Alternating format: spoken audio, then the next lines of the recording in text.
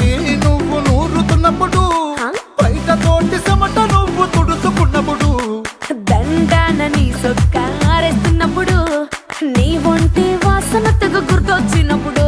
రెండు చేతులెత్తి జుట్టు ముడిచినప్పుడు, జండు కత్తుకొని పడుకున్నప్పుడు, అలసిపోయి నువ్వు ఆవలించినప్పుడు, వచ్చుండై ఫీలింగ్స్ వచ్చి వచ్చి చంపేస్తు